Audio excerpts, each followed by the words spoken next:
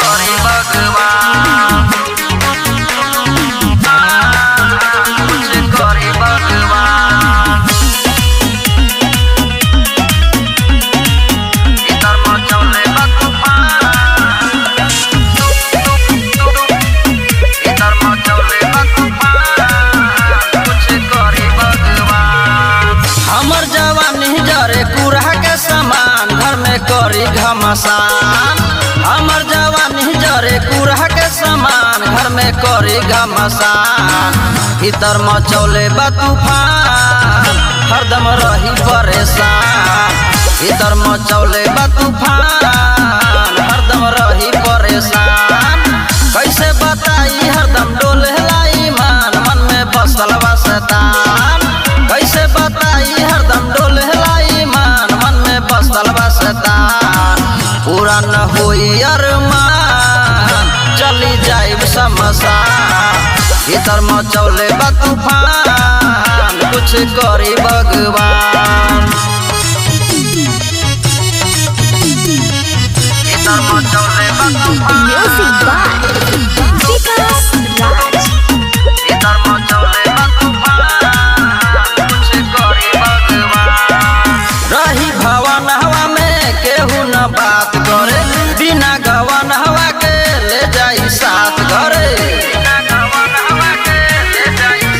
सखी रही भवन हवा में केहू न बात करे, बिना गवन हवा के ले जाई साथ घरे।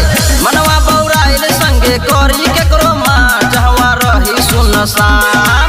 बैठल न जाला संकल मतिया हमार, दिनवा करी नुकसान। रगड़ा मचा देव होई मार, नाश होई खानदान। भीतर मचौले बा तूफान, कुछ करी भगवान। भीतर मचौले बा तूफान, Music by Vikas Raj. भीतर मचौले बा तूफान, कुछ करी भगवान। सोचे में रहली दिन भर कैसे गुजारी उमर, सखी सब ना पी कमर, दिन दिन हो गईली दुबर। आहो सोचे में रहली दिन भर कैसे गुजारी उमर, सखी सब ना पी कमर, दिन दिन हो गईली दुबर। मिले सर धुआ न दुनिया बाजार, टूटल बाटे सिंगार। मेहंदी लगा के घूमी ताकि में हमर करी समाधान। पानी के बिना सब्जियां बैठल करी ले बिहान। भीतर मचौले बा तूफान, कुछ करी भगवान।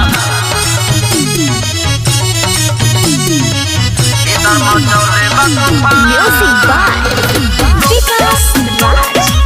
भीतर मचौले बा तूफान, कुछ करी भगवान। देखी ले ऊपर नीचे केहू ना आगे पीछे, रोगवा सतैले भारी प्यासल के हाल न पूछे।